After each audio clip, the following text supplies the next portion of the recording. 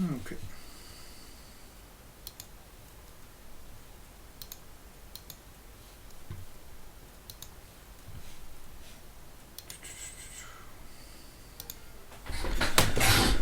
All right. So we'll see how my first attempt at recording this goes. So I'm just kind of generally going over how I do a little bit of map building, using hexes to create the world, but also to create encounters for adventurers to come across. There's a lot of resources that I've used, so I wanted to start off with naming those. Don John here has a lot of great resources, including this fantasy world generator, which I actually used to create a basic map, which I based my world off of to begin with. So I kind of started when there's two approaches to this. You can either create the world via hexes and just start with the middle hex and build out from there, and the world will just get created that way. Or you can have an overview. Where'd that go? You can have an overview of the world to begin with to base your mapping on. The next world I create, I plan to do it without a starting map, but to create it a Atlas hex at a time. Anyways, this is a great generator. You can choose to make it label the map. You can choose it to put in your own geography, hills, mountains, stuff like that. Rivers as well, cities and castles, yes or many.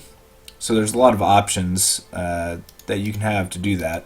Sometimes the website is busy, sometimes it's not. It takes a while to create it, but it's pretty cool.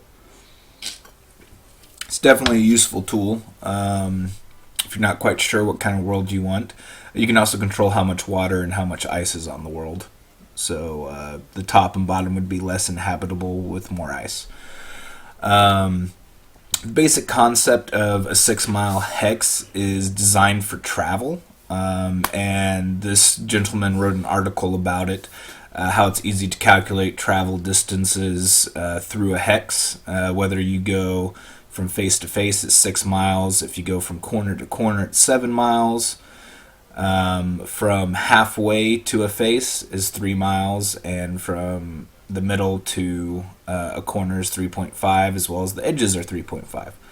So if you're trying to figure out, all right, my party is got an oxen cart, so they can only travel 15 miles a day, you can figure out where in a hex they can travel to or how they can get to a destination. Of course, other factors will come into play depending on if it's hilly region, grasslands, the ease of traveling over that distance. But it makes it really nice, especially when you start to subdivide this.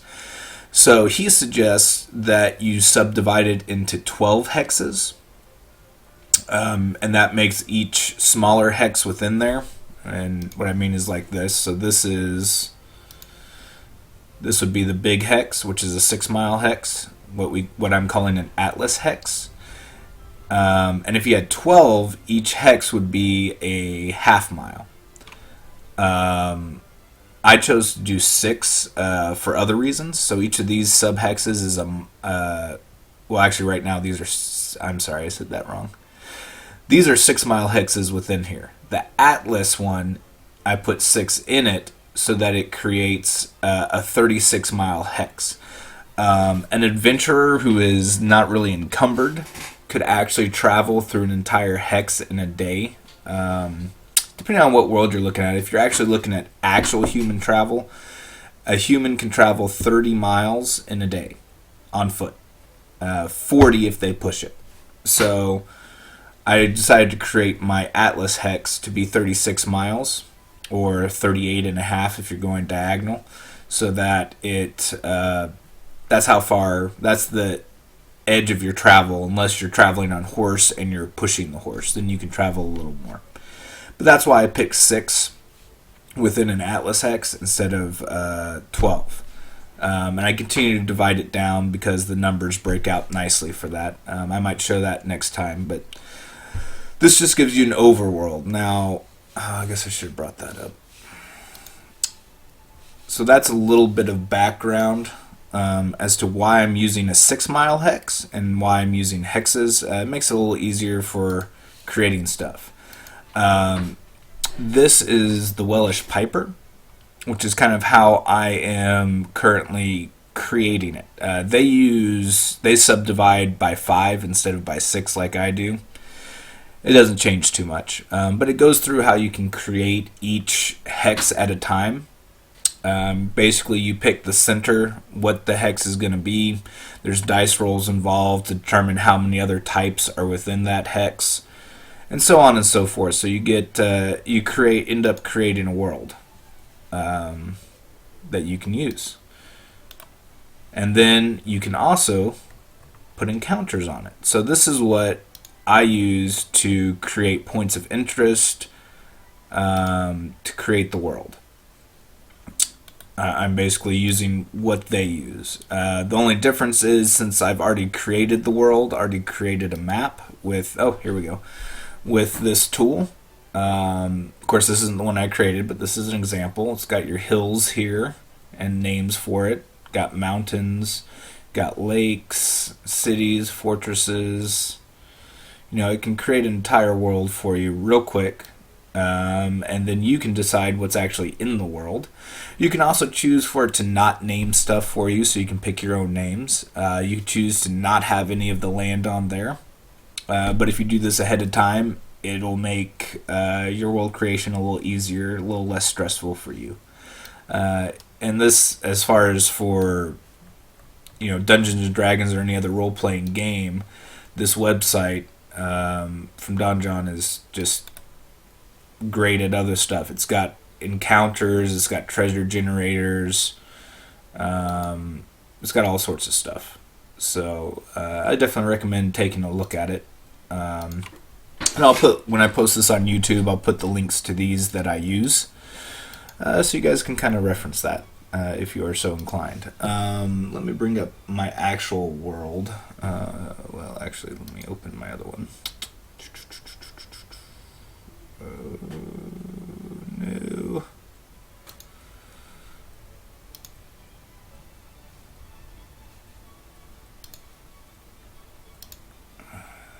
That's unfortunate. I gotta organize my junk. Alright, 3. So, when I started... I'm zoomed out. There we go. I actually created this hex. I don't have that layer open. I created this hex first, which seems weird that I didn't center it, but that's because of the world map things. There we go. Because right now my characters or my adventuring party is right here in Scythia and exploring. So I created this hex right here first, so it's a merger between the two.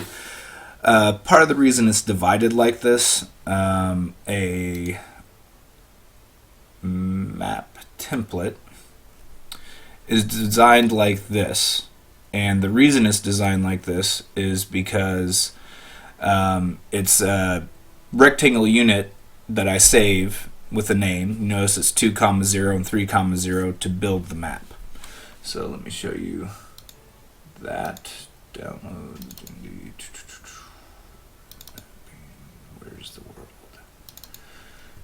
So here's a look at how I subdivided the entire world. So you can't really see the world right now, but I was only concerned with this quadrant here because this is what I was going to be mapping, specifically, where are we? Right here. So, whoa, I don't know how that happened. Specifically right here is where we are. So that gave me the coordinates, with this being the 0 line, so that I could create a map, and that way I can put the PNG images together on a website or somewhere else later, and I'll just line them all up to create the world. So that's how that was designed. And that's why it looks like this. So unfortunately, since I was... I'm actually going to need that in a second. Since I was here, I had to do it kind of halfway, but I can put these two right next to each other and line them up. And everything that's here is just copied in this line, because that's where the overlap is. So that is a little bit about the world right here. And, oh yeah, I'll show you the other map of the world. World hexed. How about just the world? Okay, so this is a hex overview of the world that I've created. It's kind of hard to see with the hexes over hexes. The other nice thing about Donjon is it will put the hexes in there for you. I kind of resize them to suit my own needs, so you're seeing like a crazy overlap, which is why I'm recreating my world partially this way. But anyways, they actually started out over here in Tonga, and they'd taken a boat over here. So the world's been going on, and I've been just using this map. But now I'm up, so there's more detail. It's going to make it easier for me for creating things for my adventuring party, because they are now going to either run into or not run into the different things that are created, which I'm going to go over here next, because I will be creating more above it. I need to create this part right here and finish out this lake area. So there might be some stuff here too. But we'll see what happens with dice rolls. Do I have a nicer version that is not hexed out?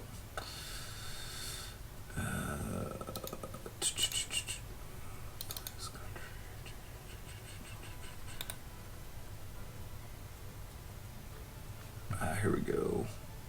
Wait. D&D World version. Okay. So here it is without all those hexes in your way. So this is the world that I created. I've got the countries that are known to the players. There's actually some countries down here. Well, two countries down here. I say country loosely. I should say more like faction. And there's a faction up here. This world that I created is a little unique. You'll notice these lines. It's basically the equator and the Cancer and Capricorn. But the world, basically I wanted there to be a lot more skeletons and undead. So the way I did that was there was a cataclysmic event that caused the world where it normally spun to turn, and it spins, but it's spinning with the sun. So there is no day or night. Half the world above here is always in sunlight, and this half down here is always in darkness. Unless something the adventuring party does maybe changes that, or something else in the world changes that, which can both happen. But basically, this is the dark line, is what the dark light line is. This middle line. Everything below it is the dark lands. Everything above it is the light lands. Above this, it's basically not very inhabitable. It's a wasteland, because from here up, the sun's just too scorching on it. Likewise, from here down is pretty much ice covered, so there's going to be a lot less there. So this is kind of the world. They've been to a lot of things here, and they've even come down to their first adventure, brought them down here. So I've kind of drawn in my own mountains. I picked from Donjon to not have it do any geography. Part of the reason is because of the way my world works. There's not going to be any trees or swamp. There's not going to be anything down here in the Darklands. There's no sunlight. So unless there is like a continual light that's been cast or something like that, there's not anything that's going to be growing down here. But there's some volcanic activity here, which helps produce the fertile soil. Anyways, so this is the world. What I did was I took sections of this, and to make my life easier, I printed them off. The other nice thing about my design is that it fits on a full page very nicely. So this is the one of the hexes I'm currently working on. versus this is what I've done with it in the other one so far. So I've got them so I can reference it while I'm cutting out the land to shape, since it's not just a straight hex. So anyways, moving on to actually messing with things. Alright, so well, let's bring this up so I'll explain. So this is what you would start off with. You see over here on the left I have several types of land types. We've got, well, let's move these real quick so you can see them better. So we've got ocean water, which I made a little darker. Lake water, which is fresh water, so salt water versus fresh water. Swamplands. This is grasslands, but it is cultivated, versus this is grasslands that's just grasslands. So these are plains, but this is where there are settlements, so they're farming it. Light forest, heavy forest, forested hills, forested mountains, and mountains. Now, of course, there's other land types. Right now, those are the main ones I'm working with. There'd, of course, be desert, and possibly coral in the water, or, shallow water, things like that. I'm not worried with that right now with the area I'm working in. You'll recognize from that one website, I used a lot of the symbols that they had. I might have modified the color slightly. I am colorblind, so when I pick colors, that's sometimes amusing.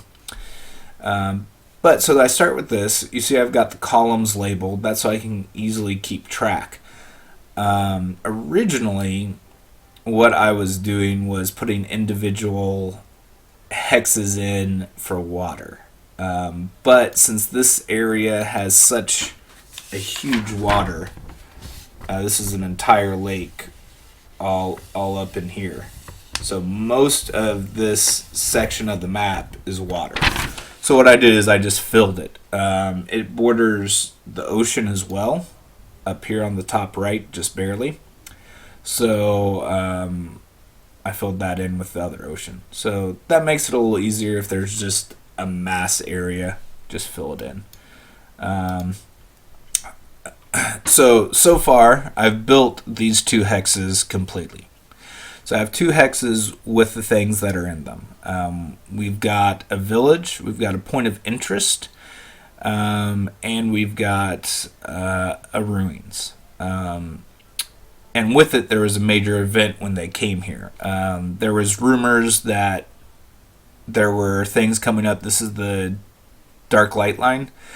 There were goblins and undead creatures coming and attacking Scythie, which is a smaller village. I think it's about 400 people or so. So the adventurers ended up coming down here. They actually have a mission at the Mage Tower Ruins, which I also created. So they have a job to do there. They're recovering a chest that supposedly has magical items. The chest might be booby trapped, so the guy said, hey, don't open it, just bring it. Anything else you find is yours. So these things I created with dice rolls, pretty much. And there's a couple other things. There's a battle site, which, unbeknownst to them, is actually not necessarily cursed, but there is a lot of magical stuff going on there. So if they end up going there, stuff's going to happen. If they never go there, they never go there. But it's built. It's something that can happen that they can do later, or if I have other people who play in this world, they can go to it as well. So it's just nice and easy. It's been created. So I need to, I think I've got all of this hex done too, actually. So I actually need to roll for possible encounters in this area. Yeah, actually that is what I need to do. Because there is the possibility that something's going to happen here in the water. There could be sea creatures. One of the hunters actually alluded to that. This isn't the counter, this is building the hexes. Okay, so we're going to jump first into a possibility of what's here. So again, that would be me referencing the Welsh paper, Hex-Based Campaign Design Part 2. This gives you the chances of a major encounter happening in that area. This is water, so that's only a 10% chance. So I've got a D100, or two D10s anyways. You could use Roll20 to roll your dice if you want, however you wanted to do that. Alright, so I rolled a 16. So on a 10%, that's pretty close. Now, you don't have to stick hardcore to these rules. If you think, hey, that's close enough, or I want something to be happening here, make something happen there. In this case, as far as a major encounter, no. Okay, major is a large or multi-layered encounter. It has the entire focus of that region, and it requires careful thought and planning. In that water, no. In minor encounters, they're much smaller, straightforward encounters like Notorious Monster, or, if you're talking about Game Turn, something like that. In water, the chance for a minor encounter, it says 1, which means I roll that many d6s, and each result of 1 indicates a minor encounter. Now, since I want there to be a counter, I already know there is one. I'm going to go ahead and roll 3. Again, that's just my choice to kind of increase. Plus, there's a swampland in that hex. Let's look at that again. Down here, there's two little swamp areas. So that could potentially increase the chance. So that'd still be 2. So I'm just going to roll 3, just for the hex of it. And one goes off that I can't see. Now, I didn't roll any ones, so that means there's only the one encounter that I was wanting to have happen. So major encounters, you can even roll on that, or you can just pick, right? It's got a whole bunch of choices here. So I'm going to roll a d20 for a minor encounter and see what I get. See if I like it or not. 16. A treasure. See, I rolled that for this. Point of interest in the other hex, there was a treasure there. And it actually has some goodies for my knife-throwing rogue. He will like those. If they manage to find it, which they're currently planning to. I've got some daggers that are going to end up looking like this for him, that are magical, so he'll be able to throw these, which look cool. I like to get real stuff. If you can't tell, I've got a few blades on the wall. So I like knives, I like daggers. I saw these and they inspired me to create a magical weapon, or a series of them in this case, which the rogue may get if they can successfully find it and do stuff there. Now, that doesn't really work for the water. I might make a buried treasure, some ships or something, but I want some sort of wandering monster. Creature type based on current habitat. Creature is D6, 1 to 2 establishing layer, 3 to 5 scouting, foraging, or 6 lost. So I'm going to roll a D6, see what that happens. I rolled a 2, so it is actually in the process of establishing a layer. That's fine for me. So I'm going to create a point of interest now, which I've subdivided. I'm using Photoshop if you couldn't tell. So I've got things, which is all the little map stuff. So if I make that disappear, now you only see the land and the water. So let's see, treasure, hidden treasure. Okay, so I'm going to just copy that. I need to organize this better. You'll hear me say that a lot. Alright, so point of interest. Actually, maybe I should create a mob image, but I don't want them to know exactly what it is. So we've got 1, 2, 3, 4, 5, 6. How many hexes? There's 36 hexes, 30 full and some partial. So 30 So I'm going to roll D30 equivalent. Sure.